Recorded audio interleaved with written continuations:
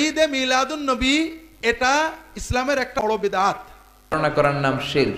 বাংলাদেশের সবচাইতে প্রতিষ্ঠিত বিদআত শিরক বড় বিদআত। ইতাতে ফতোয়া আছে তো দুইজন এটা বহুত চ্যানেলের মধ্যে বই বই ফতোয়া আছে না নাই ইতার হাসে ফতোয়া যদি 1000 যায় কোনো সমস্যা আছে না ইয়ান দিলে আচ্ছা এটা একেবারে জঘন্যতম শিরিক।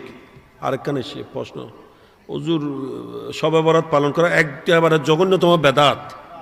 হ্যাঁ আরেকখানে সে হুজুর মেরাজ মাহফিল করা জঘন্যতম বেদাত, ওইটা জঘন্যতম শিরিক।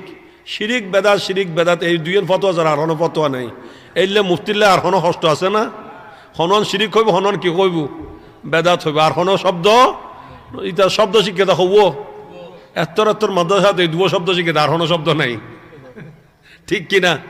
যারা এইখানে শিরিক বেদাত করেছিল, মিলাদুন নবীর বিরুদ্ধে বলেছিল, আমার নবীর শানে মানে কটূক্তি করেছিল, সেই